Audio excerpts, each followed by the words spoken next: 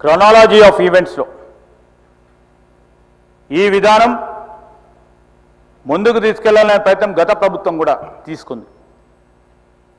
కానీ లాంఛనప్రాయంగా వారు కొన్ని ఆడాక్ బేసిస్ మీద నిర్ణయాలు తీసుకున్నారు అధ్యక్ష.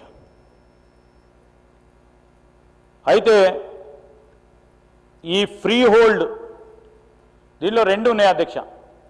ఒకటేమో ప్రతిపక్షాలకు సంబంధించి చాలా వరకు కూడా కన్ఫ్యూజన్ చేసి ప్రజానీకానికి సమాచారం ఆ విధంగా అందించే ప్రయత్నం చేశారు అధ్యక్ష. ఒకటి నేను ఇంతపూర్వకం చేసినప్పుడు మేము ఈరోజు హిల్ట్ పాలసీ తీసుకున్న నిర్ణయం ఎవరికైతే వారి వారి ఆస్తులు ఉన్నాయో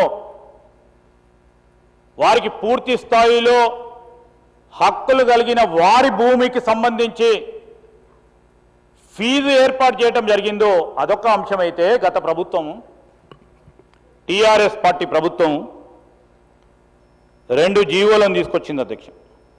GOMS 19 అదేంటి అధ్యక్ష? ఈ GOMS 19కి సంబంధించి లీజ్ ల్యాండ్స్ అధ్యక్ష. లీజ్ ల్యాండ్స్ అంటే ప్రభుత్వానికి పూర్తి స్థాయిలో సర్వాధికారాలు ఉంటాయి. లీజుకు సంబంధించి కానీ 33 ఏళ్ళు 99 ఏళ్ళకు సంబంధించిన అంశాలు వస్తాయి అధ్యక్ష.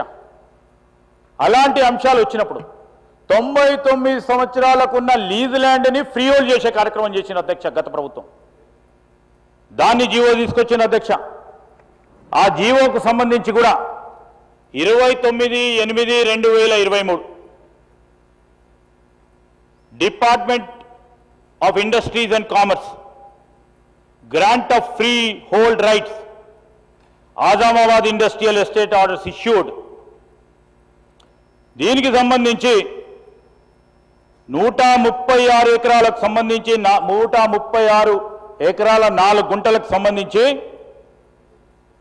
ఈరోజు 86 ప్లాట్లకు సంబంధించిన అంశం విషయంలో ఫ్రీ హోల్డ్ ఇచ్చింది జరిగేది, అంటే వారికి హక్కులు కల్పించారు. అదేవిధంగా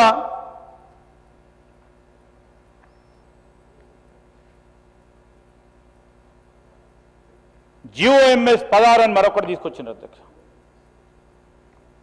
గ్రిడ్ పాలసీ అని, గ్రోత్ ఇన్ డిస్పర్షన్ పాలసీ అని, హైదరాబాద్ గ్రిడ్ పాలసీ అని 10/12/2020 నాడు ఇది తీసుకొచ్చింది అధ్యక్ష. దీంట్లో కూడా మరి వారు ఇదే విధమైన ప్రయత్నం చేసిన గ్రిడ్కు సంబంధించి మరి అప్పుడు ఏర్పాటు చేసుకున్న పారిశ్రామిక వాడల్లో